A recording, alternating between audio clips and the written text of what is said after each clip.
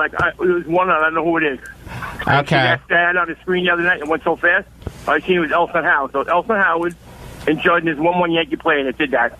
Wow. Okay. That's a good trivia question, right? Great trivia question. Joe DiMaggio?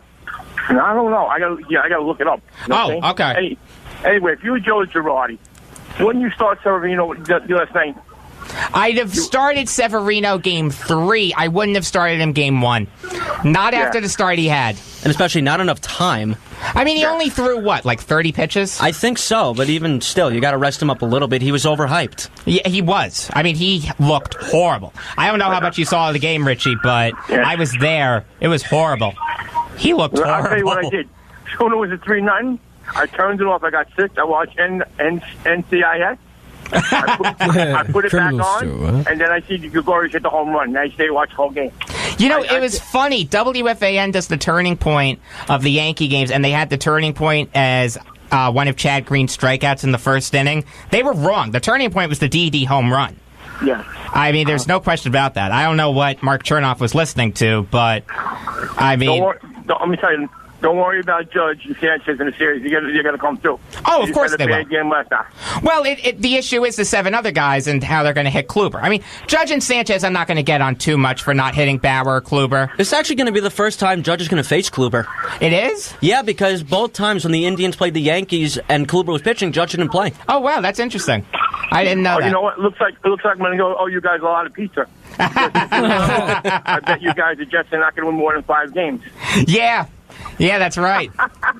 Well, they got Cleveland this week, so we'll see. All right, Richie, thanks for the call. Take care, guys. Take it easy. All right. Always a great caller. You know what's another thing to just bring out about like betting on how many wins the Jets are going to have? I actually I was listening, I don't know if you heard, but Bart Scott, I forgot who he bet with.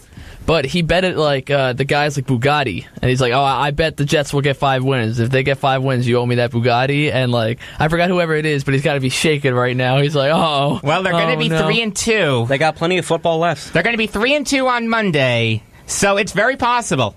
But you also have to realize that this was the easy part of the schedule, too. So you guys are guaranteeing a win against Cleveland. I think so. Hey, you all got on me for picking the Jets over the Jaguars. I was 100% right. You know, I thought of it, but I didn't. If you'll indulge me, yeah. Okay. I'm giving myself the applause sound effect. And again, the Cleveland Browns, always a stinker of the league. Oh, my God. Deshaun Kaiser's horrible. No, he is god-awful. You know, he started off well, but then once you saw the concussion happen, he just dropped off. They got to go with Every Kessler. Browns quarterback is always getting a concussion. There's something wrong with them. The Browns are a dumpster fire. Oh, my God. I forgot about that for a while. That was actually very well put. That was from Colin Cowherd, right?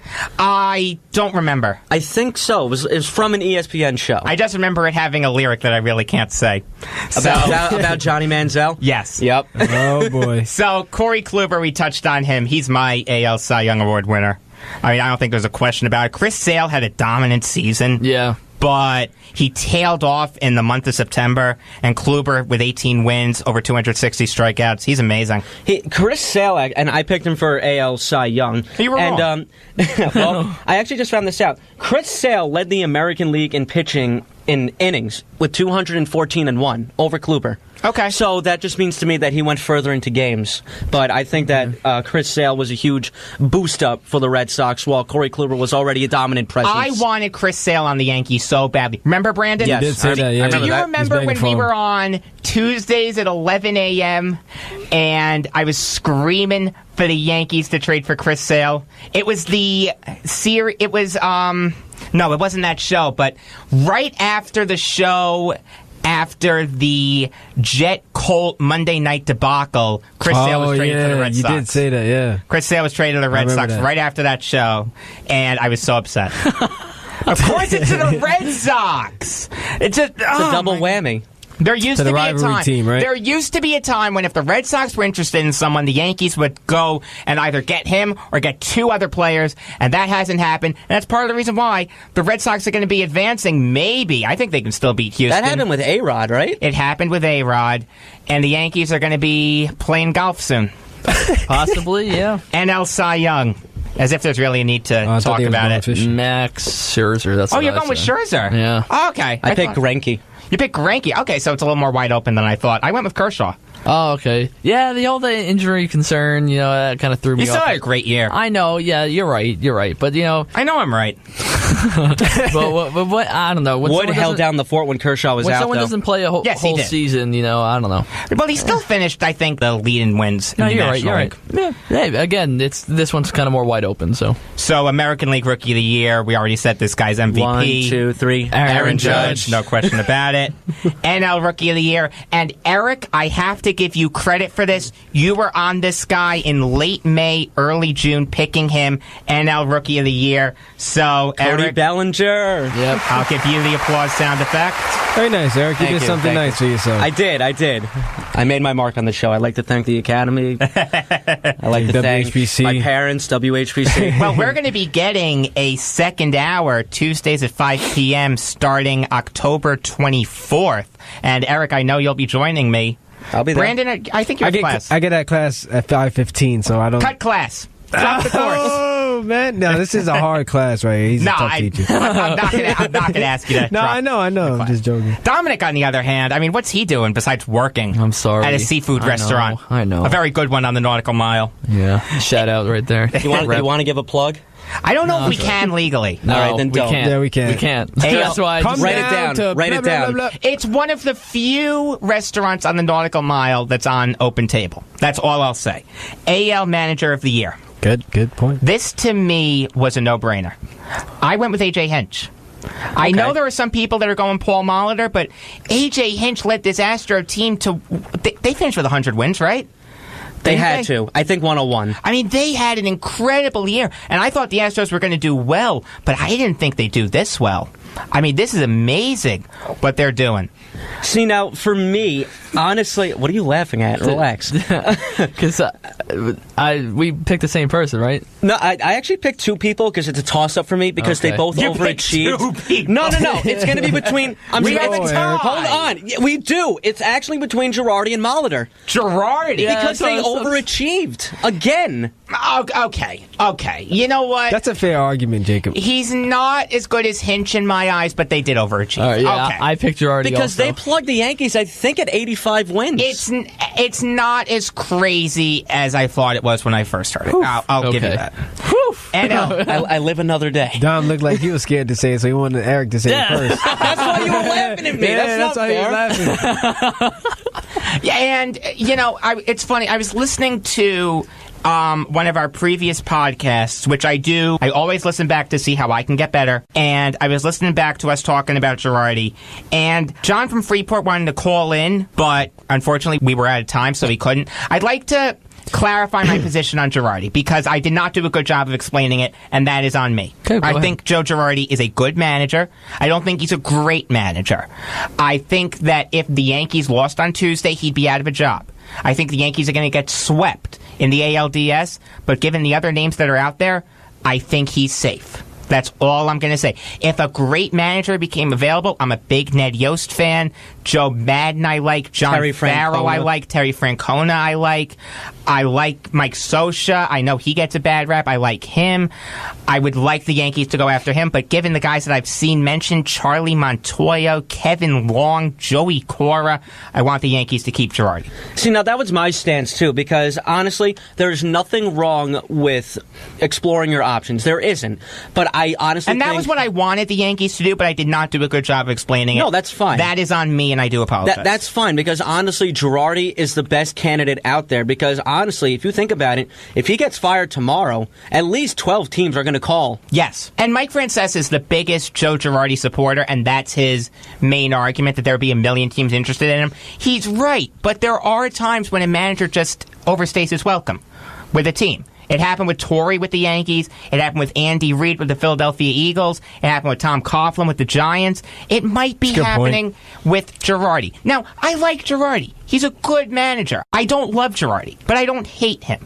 I think he's a good manager, and I don't want the Yankees to fire him. That's all I'm going to say. If only Terry Collins was available. I like Terry Collins. man. I like Terry Collins. He has a good baseball mind. He just couldn't execute properly. And also, the team was riddled by injuries this He's year. a horrible in-game manager, Terry Collins. Yeah.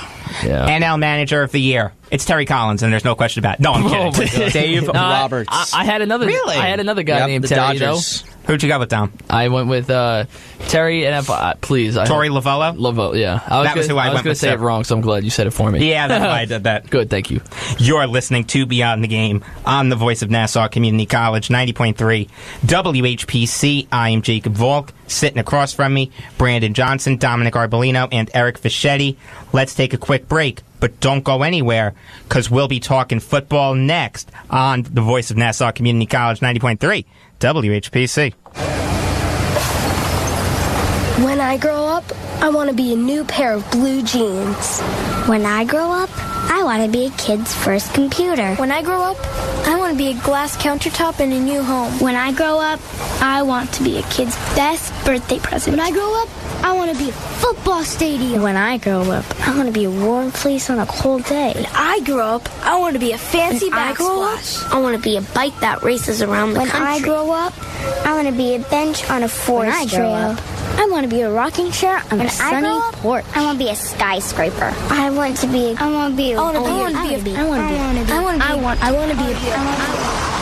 When I grow up, I don't want to be a piece of garbage. And if you recycle me, I won't be. Give your garbage another life. Recycle. Learn how at iwanttoberecycled.org. A public service advertisement brought to you by Keep America Beautiful and the Ad Council.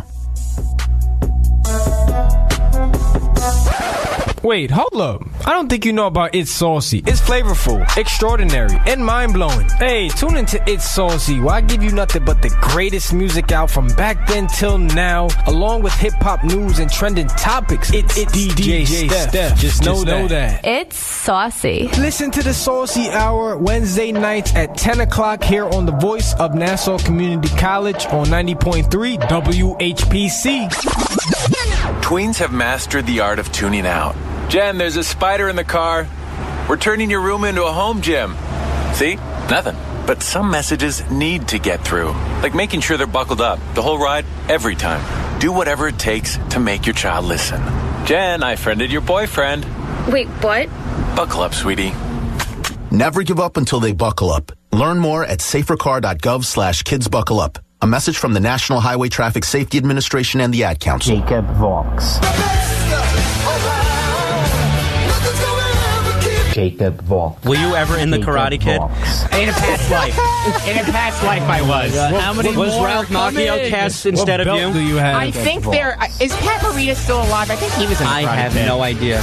But Ralph Macchio goes to a lot of Islander games, so I know He's the biggest still alive. Islander fan, apparently. Him and Kevin Connolly are huge fans. You know Bruce Lee's coming out with a movie, right? Not Is Bruce Lee himself, but the movie Bruce Lee's coming Really? out. Yeah, I was going to heard say about that Bruce Lee's been away for a long time. Well, they could have done like a CGI thing like they did with Carrie Fisher or Heath Ledger. But we do have a caller on the line. He's been waiting patiently for a while. I do appreciate that. Caller, you're on Beyond the Game.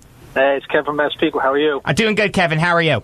All right. As far as Joe Girardi, I think what you don't like about Girardi, he's not a seat of the pants. He's so textbook.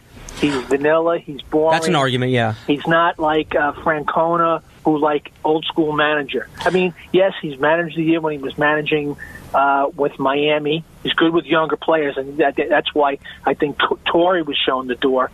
Yeah. Because they were turning everything over. You just wish he'd manage more like a manager than, going to the textbook, running five pitches out in 2 innings just to get 3 outs. The one thing I'll say about Girardi is there is no way that he planned the way he managed Tuesday. He might have known that he was going to go to Chad Green if Severino struggled, but going to Robertson for 50 pitches, going to Canely for a bunch of pitches, going to Chapman for a bunch of pitches, there's no way he planned that. Eric, you were 100% right when you texted me that was the best managed game Joe Girardi's ever had. Absolutely. Oh, yeah, it's all hands on deck at that point.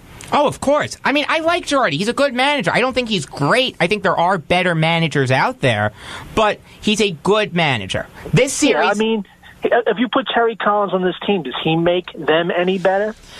Probably not. I mean, I like Terry Collins. The thing about Collins is he's a really bad in-game manager, and someone had to be the fall guy for this 90-loss season. But you know what? This wasn't Collins' fault. It was the trainer's fault. Thank God they fired Ray Ramirez.